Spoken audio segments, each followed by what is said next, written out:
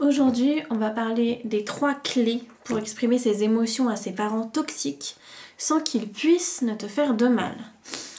Salut toi! Si tu ne me connais pas encore et que c'est la première vidéo que tu regardes de moi, bienvenue. J'ai une chaise qui grince, je m'appelle Tevi Cohn, je suis coach en développement personnel et j'aide les gens à sortir de relations toxiques en 3 mois seulement.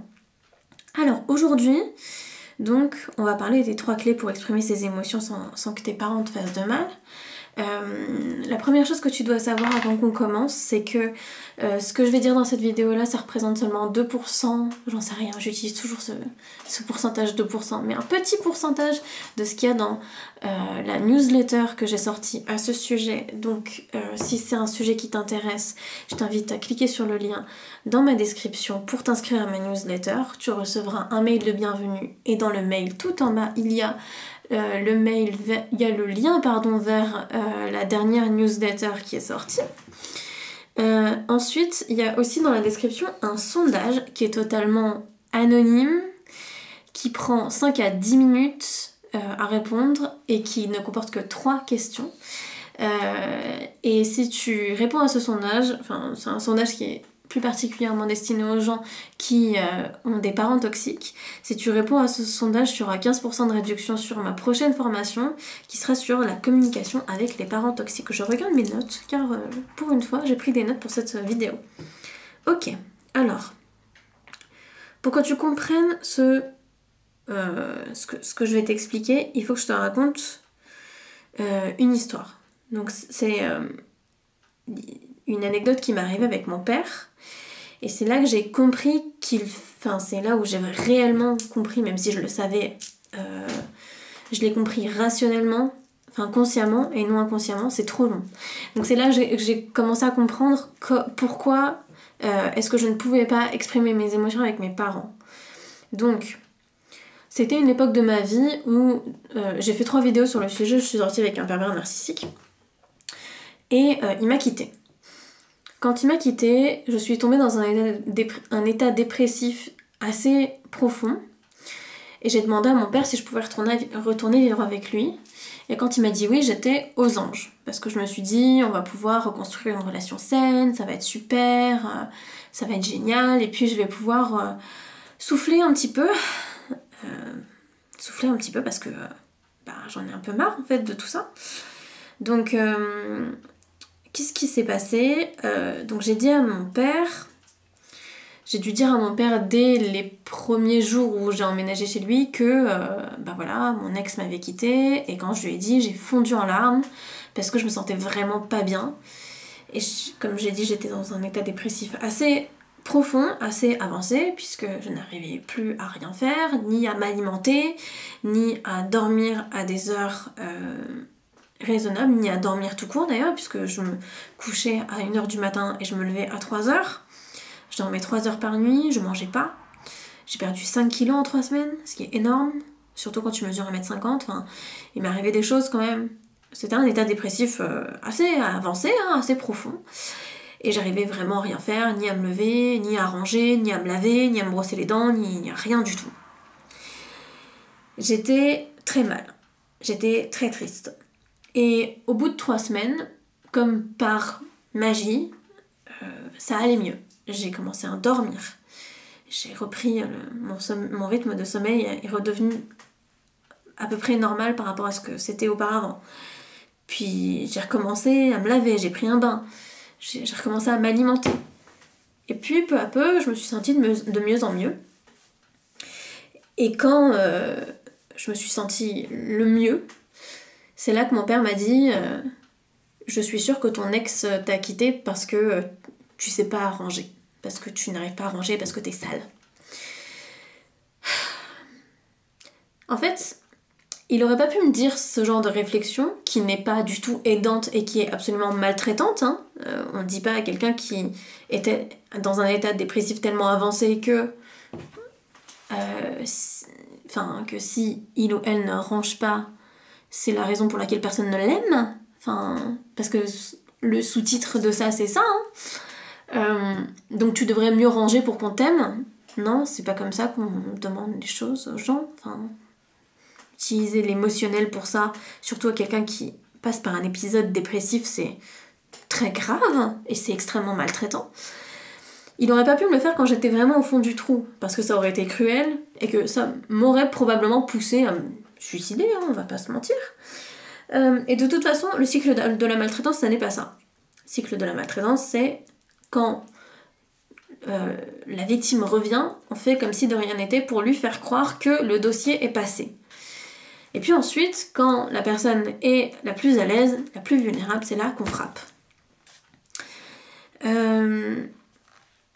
Et du coup, je sais que c'est ça qui se passe chez toi, dans ton environnement. Et que c'est pour ça que tu regardes cette vidéo.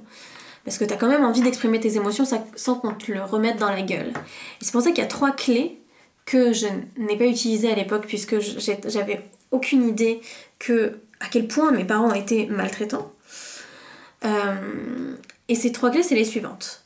La première, c'est de savoir et d'être convaincu que de montrer ses émotions, c'est une force. Alors je sais que, moi c'est comme ça que j'ai grandi, hein. C'est ce qu'on m'a appris. Je sais que c'est probablement le cas pour toi. Exprimer ses émotions, ça doit être très souvent synonyme de vulnérabilité et de faiblesse. C'est pour ça qu'on ne le fait pas dans ta famille, mais en fait c'est faux. Parce qu'à partir du moment où tu sais exprimer tes émotions, c'est là que tu peux faire la différence entre quelqu'un qui les respecte et quelqu'un qui ne les respecte pas. Si tu n'exprimes pas tes émotions, tu peux pas savoir si quelqu'un peut les respecter ou pas. Et c'est pour ça que c'est une grande force, en fait, d'exprimer ses émotions.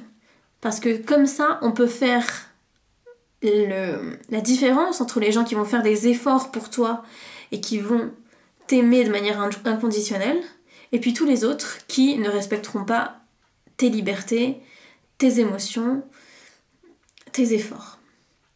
Voilà, donc ça c'est le premier point, la première clé, montrer ses émotions, c'est une force et il faut en être convaincu. La deuxième chose, c'est qu'exprimer ses émotions, il faut le faire de manière adéquate et il faut savoir le faire.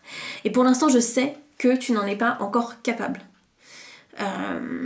Donc la clé pour exprimer ses émotions de manière adéquate, c'est de ne jamais donner la responsabilité de l'autre, la responsabilité de tes émotions à l'autre et vice-versa. Un exemple très simple, tes parents ne sont pas en colère à cause de toi. C'est leur responsabilité, leur colère. Leur colère leur appartient. Ils sont en colère, c'est tout. Ça n'est pas à cause de toi. Et tu ne devrais pas prendre cette responsabilité. Ils ne sont ni en colère, ni tristes, ni fiers, grâce à toi. Tout ça, ça leur appartient. Et à partir du moment où tu as compris ça, non seulement avec ta raison, ta conscience, mais aussi avec ton inconscient, tu vas pouvoir exprimer toi-même tes émotions sans impliquer les autres. Et ensuite, exprimer tes besoins derrière ces émotions. Et ça, c'est hyper important. Et la troisième clé pour exprimer ses émotions, sans qu'on te fasse de mal, c'est de savoir ce que tu veux retirer de cette relation. Qu'est-ce que tu veux retirer de cette relation? Est-ce que tu veux que tes parents changent? Est-ce que tu sais que le fait d'attendre que les gens changent pour toi, c'est une attente absolument irréaliste? Ça n'est pas possible. C'est trop demandé que d'attendre à des parents toxiques de changer pour toi. Donc il va falloir faire le point sur qu'est-ce qui est réaliste et qu'est-ce qui ne l'est pas, et quel est ce dont toi tu as besoin, et est-ce qu'ils peuvent te le donner ou pas. Et si tu veux savoir faire ce point, il va falloir te faire aider, et c'est pour ça que je te propose très fortement d'aller répondre à ce sondage pour avoir un pourcentage de réduction pour ma prochaine formation qui sera sur la communication avec les parents toxiques. Donc c'est très très important. D'ailleurs, je le redis, le lien vers ce sondage, il est dans la description. Tu auras donc 15% sur ma prochaine formation. Je pense que je vais la faire sur ça, ouais, parce que c'est le sujet qui revient le plus dans les réponses aux questions. C'est ce dont vous avez le plus besoin, de savoir communiquer avec des parents toxiques sans avoir mal. Je ne pousse pas à la communication avec les parents toxiques. Si tu as coupé les ponts avec tes parents toxiques, je ne te pousse pas à prendre cette formation car ce n'est pas pour toi. Mais par contre, si aujourd'hui tu es encore obligé d'être en contact avec tes parents et que à chaque fois ça te fait du mal, que ce soit pour les fêtes de famille, pour les week-ends, etc., ou alors si tu vis encore avec eux, je t'invite très fortement à prendre cette formation parce que ça va énormément t'aider à pouvoir communiquer de manière apaisée avec toi-même, en tout cas, si ce n'est avec eux, dans une situation absolument idéale. Voilà, c'est tout.